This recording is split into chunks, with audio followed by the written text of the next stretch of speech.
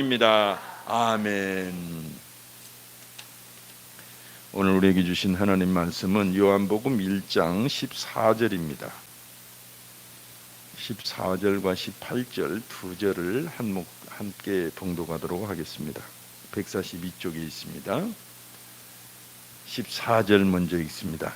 말씀이 육신이 되어 우리 가운데 거하심에 우리가 그의 영광을 보니 하나님의 독생자의 영광이요 은혜와 진리가 충만하더라. 18절 본래 하나님을 본 사람이 없으되 아버지 품속에 있는 독생하신 하나님이 나타내셨느니라. 아멘. 오늘 요한복음 1장 14절에서 18절까지 말씀을 가지고 이상과 현실 사이, 꿈과 현실 사이라는 제목으로 여러분과 함께 은혜를 나눌까 합니다. 지난 4월 21일 오전 10시 30분경에 서울경찰청 112에 긴급하게 전화 한 통이 걸려왔습니다.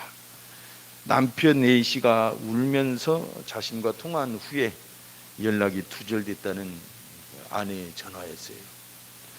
그래서 급히 구조대를 급파하고 조직을 해서 불암산으로 출동을 했는데 다행히 1시간이 좀 넘어서 구조가 됐습니다.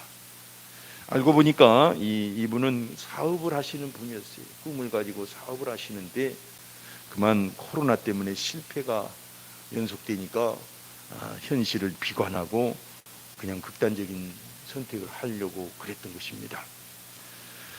우리 사람들은 항상 꿈을 꿉니다. 이상적인 꿈을 꿉니다. 그런데 그러면서도 그 꿈을 그림의 떡으로 감주하는 경향이 가끔 있어요. 왜 그렇습니까? 앞서 말씀드린 그분의 경우처럼 꿈과 현실이 사이가 너무 크기 때문에 그래요. 살다 보면 항상 그렇게 이상과 현실은 많이 떨어져 있는 것처럼 이렇게 보이죠. 실제로 그렇죠. 많이 떨어져 있어요. 그래서 복음은 바로 이와 같이 꿈을 현실로 이끌어주기 위해서 주신 소식입니다. 기독교를 가지고 막 맹신한다 또는 허무맹랑하다, 광신자들이다 그렇게 말하는 사람들이 많잖아요. 뭐 손에 잡히는 것도 없이 그렇게 헛된 것을 믿는 것처럼 그렇게 말을 합니다. 근데 오늘 14절에 보니까 말씀이 육신이 되어 우리 가운데 거하심에 라고 말씀하십니다.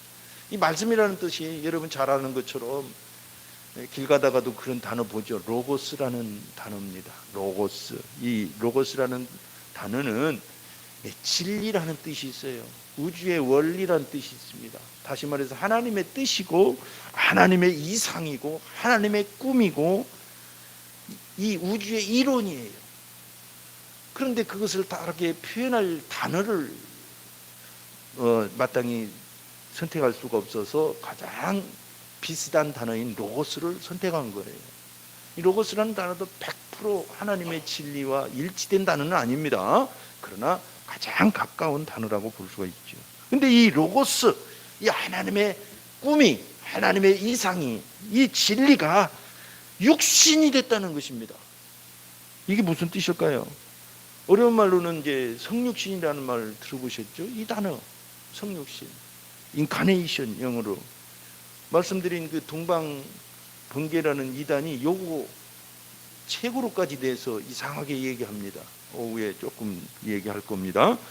어쨌든 이 말씀의 뜻은 어렵게 복잡하게 생각할 것 없이 진리가 실제가 된다는 뜻입니다. 다시 말해서 오늘 말씀처럼 이상과 꿈이 우리의 현실이 되게 하신다는 뜻입니다. 이게 복음이에요. 이게 복음입니다. 진리께서 인간으로 태어나신 사건, 그것이 복음의 사건이죠. 그래서 이스라엘이 그렇게 꿈꾸어오고 율법을 주시고 율법의 그 핵심의 꿈 뭡니까? 이상적인 나라거든요. 율법은 그걸 추구해요. 그리고 그게 안 돼서 죄를 짓고 반복되게 하나님을 떠나니까 하나님께서는 선지자들을 또 보내셨어요. 근데 선지자들도 줄기차게 외쳤던 게 뭡니까? 하나님의 나라, 가장 이상적이고 아름다운 소식, 복된 소식을 머지않아 너희가 듣게 될 것이다. 이런 내용들입니다. 그러니까 그렇게 백성들이 간절히 원했던 그 수건이 현실로 드러난 사건, 이것이 복음 사건입니다. 그래서 우리가 이 복음은 엄청난 인류에게 큰 소식입니다. 복된 소식이에요. 처음 에덴 동산의 그 아름다운 환경을 잃어버렸던 인류의 가슴 속에 그 이상적인 나라를 항상 꿈꿔왔는데 그것이 다시 복음 안에서 이 땅에 사는 동안에 회복될 수 있다는 것입니다. 물론 완벽하게 회복은 천국에 가서나 될 겁니다. 이 땅에서는 부분적인 회복일 거예요. 그러나 어쨌든 우리가 추구하는 그런 이상이 복음 안에서 우리의 삶 속에 나타날 수 있다는 그 소식이 바로 이 복된 하나님의 소식, 바로 십자가와 부활과 성령의 소식입니다. 아멘. 오늘 본문 24절을 한 절만 놓고 봐도 엄청난 진리들과 말씀들이 있는데, 특히 우리 가운데 거하셨다, 이 말씀 대단히 중요하죠. 우리 가운데, 이게 무슨 뜻일까요? 제자들이 우리 두 눈으로 똑똑히 봤다는 것입니다. 우리가 손으로 만졌다는 것입니다. 우리와 함께 3년 반 동안 정말 동고동락하면서 경험했다는 것입니다. 놀라운 거죠. 복음은 어떤 뜬구름이 아니라 제자들이 정말 경험했다는 그런 간증이기도 합니다. 그래서 누가복음 4장 18절에 보면 주의 성령이 내게 임하셨으니 이는 가난한 자에게 복음을 전하게 하시려고 내게 기름을 부으시고 나를 보내사 포로된 자에게 자유를, 눈먼 자에게 다시 보게 함을 전파하며 눌린 자를 자유롭게 하고, 그렇게 21절에 보면 이에 예수께서 그들에게 말씀하시되 이 글이 오늘 너희 귀에 응하였느니라. 그렇게 간절히 원하는 이러한 일들이 너희 귀에, 너희 현실 속에 오늘 임하였다, 오늘 응해졌다, 오늘 응답이 됐다, 이런 뜻입니다. 이게 복음입니다. 할렐루야. 그래서 기독교는 말장난이 아니라는 것입니다. 기독교는 정말 그 안에 하나님의 선물이 들어있고 인류가 소망하는 그 이상들과 꿈들이 들어있다는 것입니다. 행복, 꿈, 평화, 건강, 소망, 이런 것들이 복음을 잘 따르고 그 선물 보따리를 잘 풀게 되면 거기에 많이 쏟아져 나온다는 뜻입니다. 그래서 각종 병자들이 치유되고 깨어진 가정이 회복되고 절망적인 삶이 다시 소망을 갖게 되고, 복음 안에서 이런 사건들이 일어나는 것입니다. 아멘. 그래서 저와 여러분의 삶 가운데서 하나님이 이런 이상적인 꿈이 현실이 되게 하실 것입니다. 그래서 꿈이 현실로 되게 하는 놀라운 은혜가 복음 안에 있습니다. 그러나 이 꿈이 이루어지는 모든 것이 복음일까요? 그건 아닐 것입니다. 요즘처럼 과학이 발달되고 이 코로나같이 정말 속수무책으로 죽어가는 이 질병 앞에 백신과 치료제라는 것이 등장하잖아요. 인류의 머리는 대단합니다. 그러나 이것이 복음은 아닙니다. 또 이처럼 최고의 문명이 되었던 건 인류 6천년 역사에서 있어 본 적이 없어요. 근래 100년 안에 이렇게 발달된 적이 없습니다. 우리는 최고의 풍요와 최고의 문명을 지금 누리고 있는 시대를 살고 있어요. 역사적으로 보면. 근데 그렇다고 해서 이것이 복음이 아니에요. 그렇다고 해서 우리가 인간이 정말 영혼의 만족과 행복과 그런 이상적인 것을 달성했다고 그렇게 좋아하지 않습니다. 오히려 더 고통스러운 환경들이 있고 가정은 깨어지고 범죄는 극악해지고 좀 이상해졌어요. 오히려 여러분, 우리의 꿈이 현실이 되게 만드는 것들은 많이 있습니다. 그러나 그것이 다 복음은 아니라는 것입니다. 진정한 복음은 우리의 영혼까지도 책임을 져야 된다고 예수님 말씀하시죠. 세상에 너희 육신만 죽이는 자들을 두려워하지 말라, 너희 영혼까지 죽이는 자를 두려워하라 그랬어요. 정말 우리가 만족해하고 정말 우리가 꿈을 이루었다고 말하려면 우리의 영혼까지 영원히 책임질 수 있는 그 어떤 것이어야만 하는 것입니다. 우리 마음속 깊은 곳에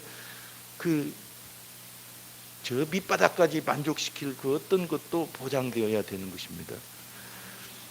그 길이, 그러니까 꿈은 많이 있고 해결할 많은 길이 있지만 복음이 아니고 오직 유일한 길이 있다는 것입니다. 오늘 본문의 14절에 보니까 우리가 그의 영광을 보니 아버지의 독생자의 영광이요 은혜와 진리가 충만하더라. 아멘. 이 독생자라는 뜻이 뭘까요?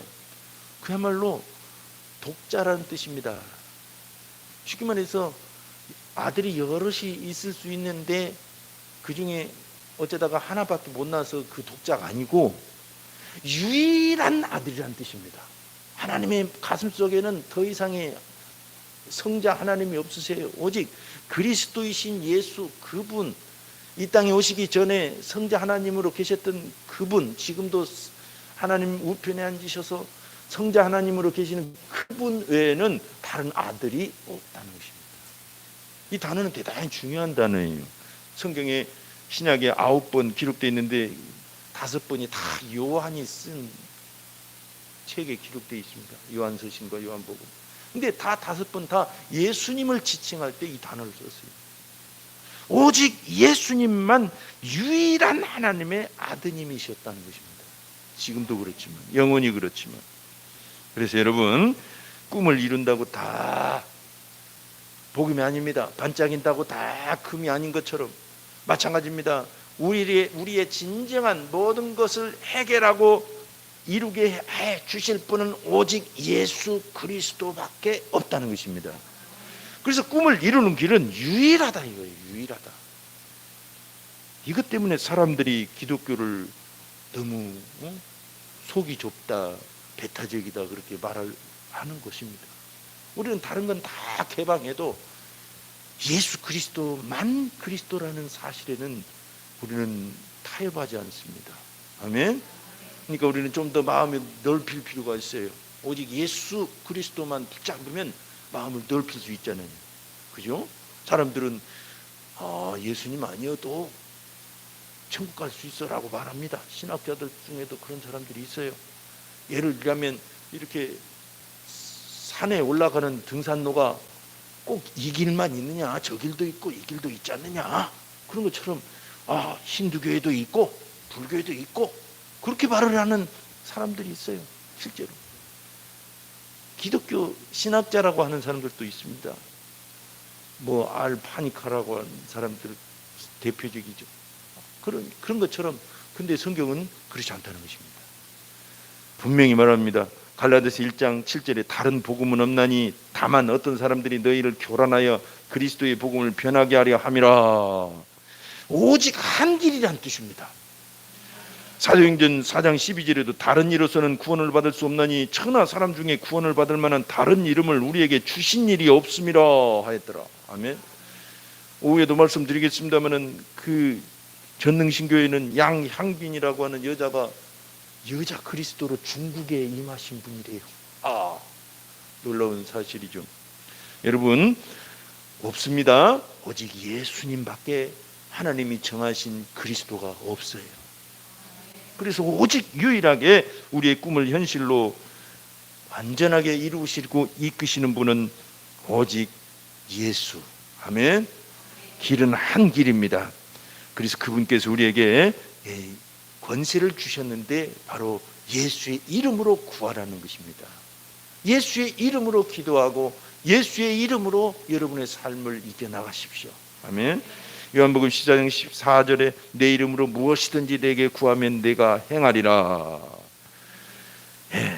꿈을 이루는 것이 복음이라면 모든 것 중에 유일한 복음은 예수 그리스도이십니다.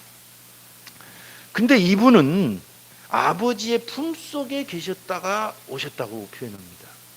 몇 군데 이런 표현이 있습니다. 그 중에 오늘 18절에 품속에 계셨던 예수님이라고 표현하고 있어요.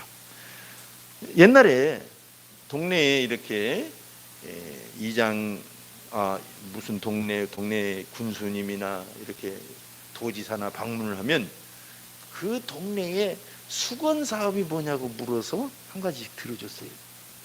예를 들면 다리를 놓아달라, 마을 회관을 쳐달라. 요즘은 이제 예산들이 많아서 다 해주지만 예전에는 다리가 없어서 몇 킬로씩 돌아다니고 그러다 보니까 이 동네 사람들의 수건 사업이 수건. 좀 더 높은 사람, 예를 들면 대통령이 온다 그러면 다리 하나 갖고는 안 됩니다. 이게 도시를 어떻게 좀 해달라고, 이 도시에 공장을 좀 많이 쳐달라고. 예를 들면 그 지역의 수건된 사업은 소원을 이제 이렇게 말을 해서 들어주곤 했습니다. 가슴이 품은 어떤 그냥 응어리들을 풀어주는 거죠. 그 꼭 어떤 토목 사업 외에도 평생의 꿈. 자, 그걸 한번 생각해 봅시다. 오늘 18절에 본래 하나님을 본 사람이 없으되 아버지 품속에 있는 독생하신 하나님이 나타나셨느니라 그랬어요. 품속에 계셨다는 걸 강조하는 이유가 뭘까요? 품속에 있으면 어떤 현상이 일어나요? 그 품속에서 안아준 사람의 심장 소리를 들을 수가 있습니다. 가슴 뛰는 소리를 들어요. 예수님은 바로 그와 같이 아버지의 심장 소리를 들으신 분이라는 뜻입니다. 하나님의 그 뜨거운 심장 소리, 간절한 소원을 들으셨던 분이라는 뜻이에요. 대단히 중요하죠. 여러분, 오늘 18절 말씀처럼 본래 하나님 아버지를 본 사람이 없다고 말씀하십니다. 없어요. 보면 죽는다는 것입니다. 출애굽기 33장 20절에 모세에게 하나님 말씀하십니다. 또 이르시되 네가 내 얼굴을 보지 못하리니 나를 보고 살 자가 없음이니라. 그래서 모세에게 나타나실 때 모세를 바위 틈에 숨겨 주시고 하나님께서 뒷모습을 보여주셨어요. 놀랍죠? 왜 그럴까요? 죄인들은 하나님을 뵈면 죽게 되어 있습니다. 그분의 거룩하심에 견딜 수 없이 죽게 되어 있어요. 죄인들은 하나님의 정의 앞에서는 아무도 살 수가 없어요. 그래서 로마서 3장 23절에 모든 사람이 죄를 범하였으며 하나님의 영광에 이르지 못하더니 그랬어요. 그러니 누가 하나님 앞에 나아갑니까? 하나님의 간절한 소원이 있다고 해도 무슨 소용이 있어요? 내가 갈 수 없는데, 그야말로 그림의 떡이고 오르지 못할 나무인데. 그래서 예수님이 이 땅에 오신 것입니다. 예수님은 하나님과 우리 사이에 길이 되어주시고 다리가 되어주시고 요즘 말로 완충작용을 해주시는 거예요. 우리가 스스로 갈 수 없기 때문에 그분의 거룩하심에 우리는 충격을 받아 죽어버리는 거예요. 그냥 심판하기 전에 우리는 갈 수가 없어요. 그래서 우리는 주님을 통해서, 예수님을 통해서 아버지께 가는 것입니다. 여기서 나타나시다는 뜻이 있어요. 열렸다는 뜻입니다. 앞서 나아가는 것처럼. 그래서 예수님은 마치 이 전기로 말하자면 꼭 완벽한 비유는 아닙니다. 이해하기 좋게 조금 말하자면 발전소에서 만드는 전기는 10만 볼트가 넘어요. 12만 볼트, 15만 볼트 그래요. 그거 가지고 옆에 사람들 몇 미터 접근하면 그냥 죽어요. 그렇게 셉니다. 그 전기를 우리 가정까지 끌어와서 그대로 쓴다면 아마 다 죽을 거예요. 그래서 어떻게 합니까? 그 전기를 중간중간에 이 변전소에서 전압을 낮추고 우리가 쓰기 좋은 220볼트로 우리 가정에 보급을 하는 거예요. 완벽한 비유는 아닙니다. 그러나 예수님께서는 하나님의 그 거룩하심에 접근할 수 있도록 우리에게 다리가 되어주셨다는 것입니다. 이게 대단히 놀라운 하나님의 은혜예요. 근데 그 예수님은 하나님의 품속에서 그 뜨거운 마음을 아신 거예요. 우리는 막 우리 인생에 자기의 고생만큼 아는 사람 없거든요. 제일 큰 고통은 어떤 고통입니까? 내가 지금 받는 고통이에요. 저 사람의 고통도 나의 고통보다 크지 않아요. 아무리 커도 나밖에 몰라요. 내가 나를 아끼는 것도 내가 최고로 스스로를 아낀다고 생각할 겁니다. 그러나 놀랍게도 하나님께서는 내가 나를 사랑하는 것보다 더 크게 사랑하신다는 것입니다.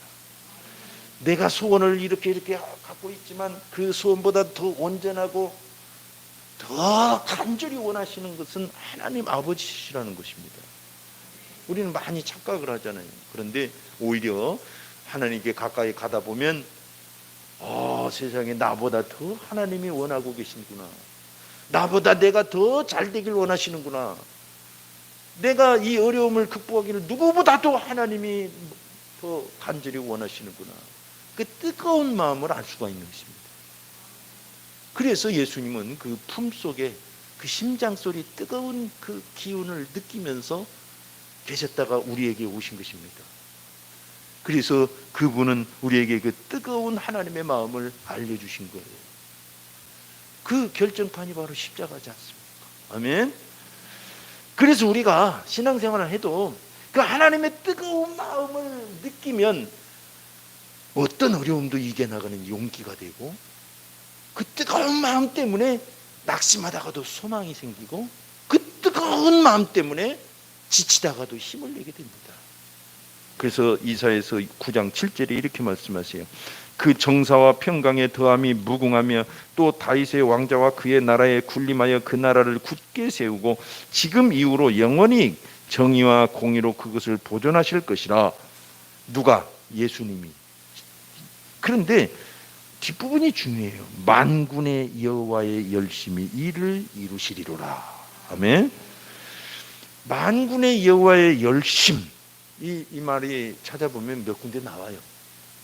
여러분, 정말 이 세상이 이렇게 만들어진 것도 하나님의 뜨거운 열심으로 만드셨어요. 십자가를 지게 예수님을 기꺼이 내어주신 것도 하나님의 뜨거운 마음 때문이었습니다. 성령님을 보내시고 지금 우리를 지켜주시는 하나님의 마음은 뜨겁습니다. 할렐루야. 이 사실만 알아도 힘이 나는 거예요. 우리는 우리의 열정으로 무슨 일을 하면 지치게 돼 있습니다. 지치더라고요. 여러분 다 겪어보셨죠? 안 돼요. 전혀 안 되는 건 아닌데 쉽게 지치기가 쉬워요. 그러나 이 하나님의 열정을 알기 시작하면 지치지 않고 그 일을 이루어내는 것입니다.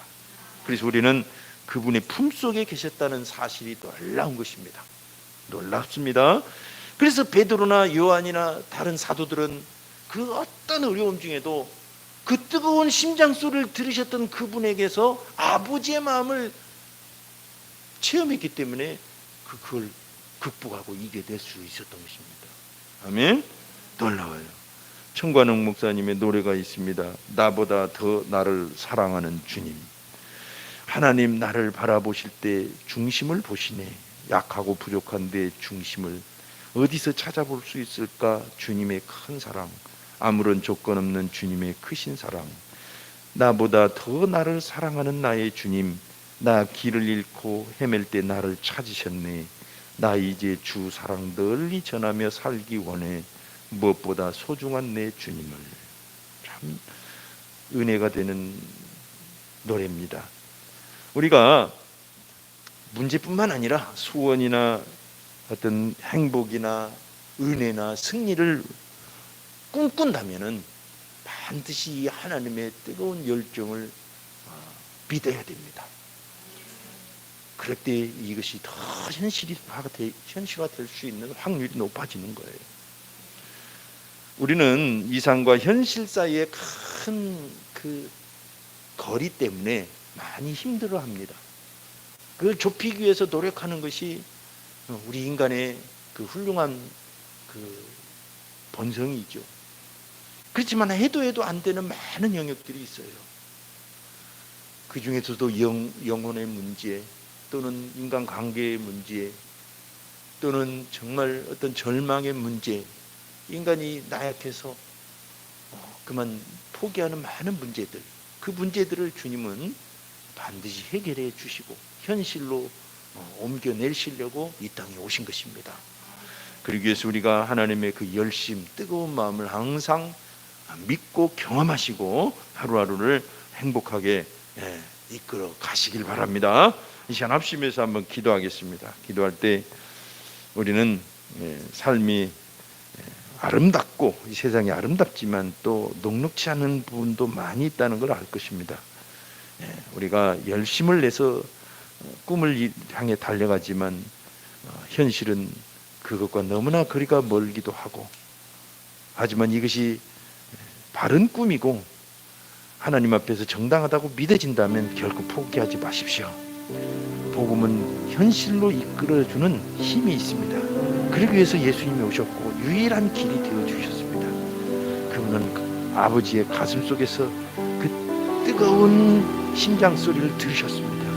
그 뜨거운 열기를 체험하고 계셨습니다. 그리고 우리에게 전해주셨고 지금도 그 하나님 우편에 앉아 계십니다. 아멘. 우리가 이 시간 기도할 때 하나님, 나는 믿습니다. 하나님이 나보다 더 사랑하시는 줄로 믿습니다. 내가 믿는 이 복음이 참된 복음이고 오직 예수님은 나를 반드시 이끌어 주실 줄로 믿습니다. 기도합시다. 할렐루야. 주님을 찬양합니다. 감사합니다. 우리가 인생을 살아가는데 하나님 우리의 꿈과 이상 결심과 여러 문제가 있을 것입니다.